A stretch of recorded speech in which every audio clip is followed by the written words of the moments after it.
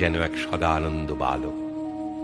কে যেন আসছে, কে যেন আসবে, বাতাসে যেন তার পদধ্বনি বাজে। আকুল ব্রাহ্মণ অস্থির চিত্তে পা বাড়ালেন তার ছোট্ট ঘরটির দিকে, আর তারপর ঘটে গেল সেই ব্রাহ্ম মুহূর্তের আলোক বিস্ফোরণ। শিমলের নরেন এসে দাঁড়ালেন কামারপুকুরের গদাধরের চরণে। ইট কাঠ কংক্রিটের কায়স্থ পুত্র এসে দাঁড়ালো সবুজ গ্রামের ব্রাহ্মণ পুত্রের দোরগোড়ায়। ইতিহাস এসে দাঁড়ালো ইতিহাসের সামনে।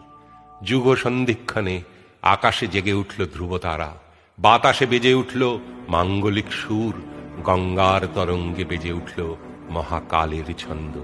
ক্ষণকাল থমকে তাকালো চিরকালের দিকে। দক্ষিণেশ্বরে ভবতারিণীর ওষ্ঠা ধরে ফুটে উঠল হাসি।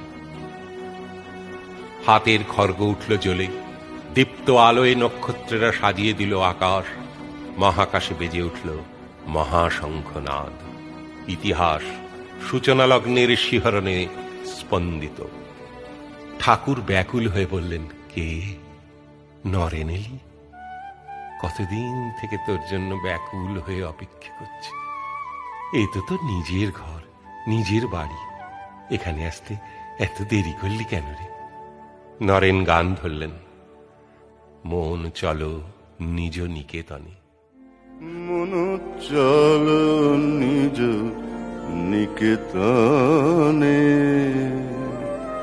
সংসার বিদেশে বিদেশির বেশে, ভ্রম কেন অকারণে। মন চলো নিজ নিকেতনে। সুরে আবেগে চোখের জলে ভেসে গেল সমাগত সন্ধ্যা। এরপর বিজয় রথ ছুটল ঠাকুরের। সেই স্বর্ণরথের চক্র নির্ঘোষে ধুলোর মতো উড়ে যেতে লাগলো মানুষের পাপ, মানুষের পতন, মানুষের যন্ত্রণা, মানুষের কান্না।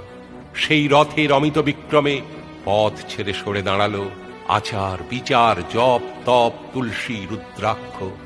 পথের ওপরে নীল নীলিমায় জাগ্রত হল ভালোবাসা, প্রেম, আনন্দ।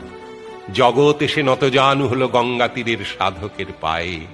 অব্রাহ্মণ নরেন্দ্রনাথ হয়ে উঠলেন ব্রাহ্মণ শ্রেষ্ঠদের মাথার মণি, পথপ্রদর্শক ধ্রুবতারা। সমস্ত ভুবন জানল জীব সেবাই শিব সেবা, মানব প্রেমী ঈশ্বরানুরাগ।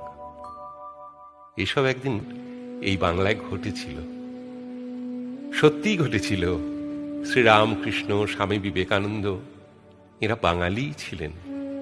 একদিন বাংলা সারা পৃথিবীকে পথ দেখিয়েছিল, বাঁচার পথ, জাগার পথ, চলার পথ, উত্তরণের পথ। হ্যাঁ হ্যাঁ, আমরা বাঙালিরাই মাথা উঁচু করে জগৎকে আলো দিয়েছিলাম। সত্যি, এসব সত্যি কথা।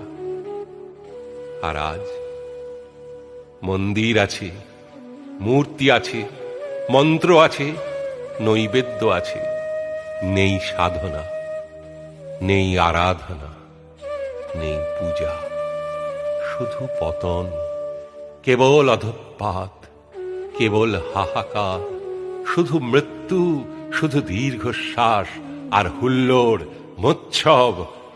এ এক আত্মহননের যুগ। ক্ষমা করো ঠাকুর, ক্ষমা করবেন স্বামীজি। আপনারা আমাদের মানুষের মতো মানুষ করে তুলতে চেয়েছিলেন, আমরা পারিনি। আমরা পশুই থেকে গেছি।